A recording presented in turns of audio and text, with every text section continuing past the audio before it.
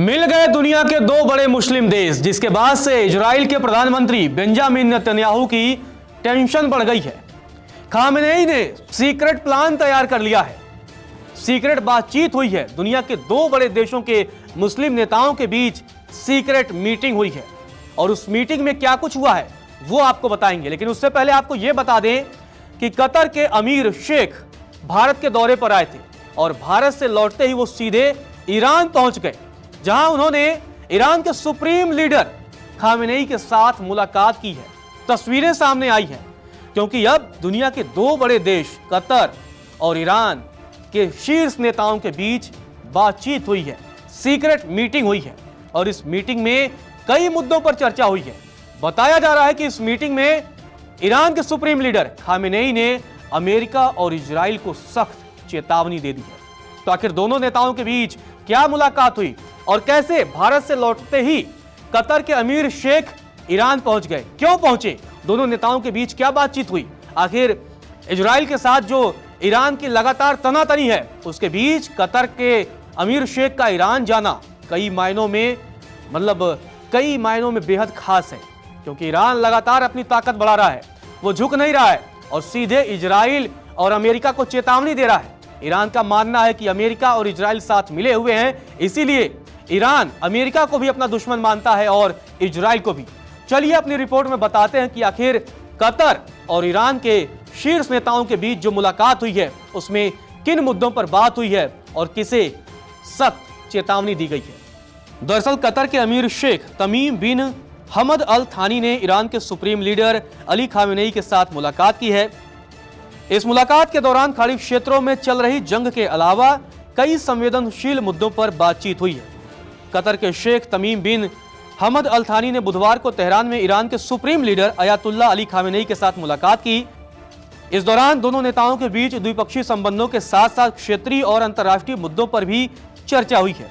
यह दौरा ऐसे समय में हुआ है जब पूरे क्षेत्र में तनाव अपने चरम पर है। लेबनान और गाजा में महीनों से चल रहे युद्ध के बाद युद्ध विराम की स्थिति नाजुक बनी हुई है और राष्ट्रपति बशर अल असद को हटाने के बाद सीरिया में एक अस्थिर सरकार है।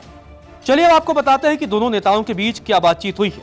मुलाकात के दौरान शेख तमीम ने माना कि क्षेत्र गंभीर तनाव से गुजर रहा है और इस स्थिति से निपटने के लिए दोनों देशों में अधिक सहयोग की जरूरत है। इसके बाद खामेनेई ने कहा कि ईरान कतर को एक भाई देश मानता है। भले ईरानी संपत्तियों को जब्त करने सहित कुछ अस्पष्ट और अनसुलझे मुद्दे हों, अमेरिका के प्रतिबंधों के तहत ईरान की लगभग $6 बिलियन की धनराशि अभी भी फ्रीज है और हाल ही में कतर के एक बैंक में रखी हुई है, जिसे दक्षिण कोरिया की ओर से सितंबर 2023 में जारी किया गया था। मुलाकात के दौरान खामेनेई ने ईरान का पैसा वापस करने के समझौते में बाधा डालने के लिए अमेरिका को जिम्मेदार ठहराया और कहा कि हम जानते हैं कि इस संबंध में जो समझौता हुआ था उसके पूरा होने में अमेरिका मुख्य बाधा है। ईरान को उम्मीद है कि कतर वाशिंगटन के दबाव का विरोध करेगा और ईरान की संपत्तियां लौटाएगा। दोनों नेताओं के बीच अगर ये मुलाकात सफल रहती है और कतर ईरान की बातों को मान लेता है तो ये अमेरिका और इजराइल के लिए बुरा साबित होगा, क्योंकि ईरान लगातार इजरायली विरोधी संगठनों को मदद कर रहा है और कतर के हमास से अच्छे रिश्ते हैं। अगर यह यात्रा सफल होती है तो कतर ईरान की बातों को मान लेता है तो यह अमेरिका और इजराइल के लिए बड़ी मुसीबत साबित होगा, क्योंकि ईरान लगातार, अभी बता दें आपको, विरोधी संगठनों की मदद कर रहा है। आपको यह भी बता दें कि अपनी भारत यात्रा के दौरान कतर अमीर शेख तमीम ने भारत को $10 बिलियन यानी तकरीबन 83,000 करोड़ रुपए का निवेश की सौगात दी। इससे भारत और कतर के आगामी रिश्ते को बेहतर माना जा रहा है। वहीं कतर अमीर के इस दौरे के बाद अमेरिका और इजराइल में भारी टेंशन देखी जा रही है।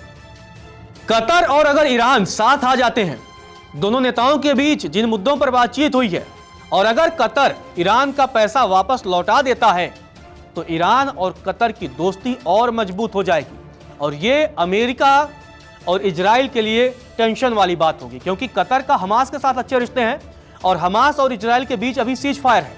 लेकिन अगर कतर सहयोग करता है हमास को और हमास और ईरान के बीच और अच्छे रिश्ते स्थापित हो जाते हैं तो इससे इजराइल की टेंशन बढ़ेगी। और अगर कतर दबाव डाल के अमेरिका से पैसे वापस दिलवा देता है ईरान के, तो अमेरिका एक तरह से झुक जाएगा।